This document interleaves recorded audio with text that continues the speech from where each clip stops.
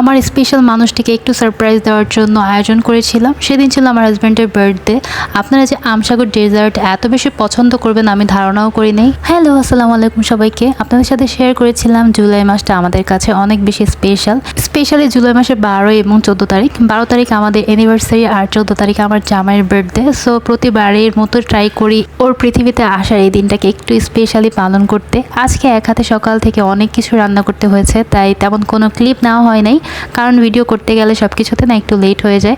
তাই সব কিছু করার বাইরে যতটুকু সময় পেয়েছি ছোট ছোট কিছু ক্লিপ নিয়েছিলাম। ফার্স্টে যেটা দেখলেন আমি ছোট ছোট কিছু কাপকেক বানিয়েছিলাম, সাথে কেকের জন্য বেসটাও আগে রেডি করেছিলাম, দেন পুডিংও বানিয়েছিলাম।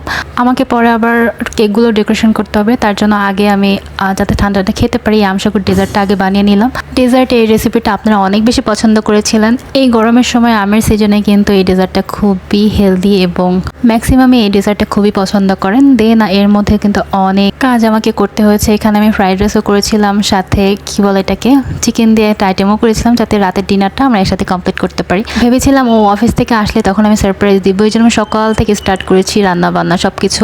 আজকে টেবিলে এখানে ডেকোরেশন করবো, তাই সবকিছু সেট করে নিয়েছিলাম। আর আমি না ডেকোরেশনের সময় সবকিছু ভুলে যাই, এই জন্য খাবার টাবার সবকিছু আমি টেবিলের উপরে আগে থেকে একটু সেট করে নিয়েছি যাতে কোনোটা ভুলে না যাই।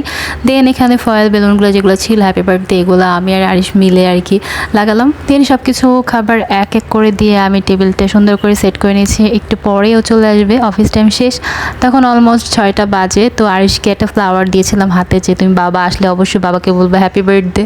ও লজ্জা পেয়ে শুধু ফুলটা দিয়ে দৌড় মারছিল। আমার জামাই না তেমন একটা সারপ্রাইজড হয় না, কারণ ও জানে ওকে আমি স্পেশালি এভাবে ওকে ট্রিট করি। আমার জামাইয়ের বার্থডের একদিন আগে আমাদের অ্যানিভার্সারি ছিল, সেটার ডেকোরেশনটা আপনারা অনেক বেশি পছন্দ করেছিলেন। তো আজকের ডেকোরেশনটা কেমন হয়েছে অবশ্যই কিন্তু জানাবেন। আমার হাজব্যান্ড তো অনেক বেশি খুশি হয়ে গিয়েছিল, ও আসার আগে আমি সবকিছু কমপ্লিট করতে পেরেছিলাম। দেন কলিং বেল বাজলো, ও চলে আসলো। আরিশকে বলেছিলাম না যে ও লজ্জা পেয়েছিল, শুধু ফুলটা দিয়েই দৌড়। তারপর ওকে উইশ করলাম, আর আমার হাজব্যান্ড আসার সময় মিষ্টিও নিয়ে আসছিল, যেগুলো অর্ধেকটা খাওয়া হয়ে গেছে। তাই বললাম যে কার বার্থডে, আমার না তোমার, বলছে তুমি তো মিষ্টি পছন্দ করে জন্য নিয়ে আসলাম।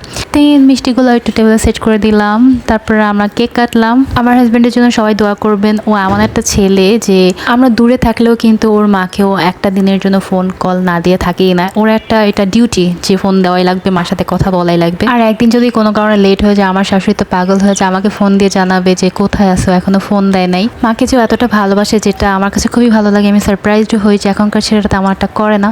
তো আজকের মতো ব্লগটা এখানে শেষ করছি। আল্লাহ হাফেজ।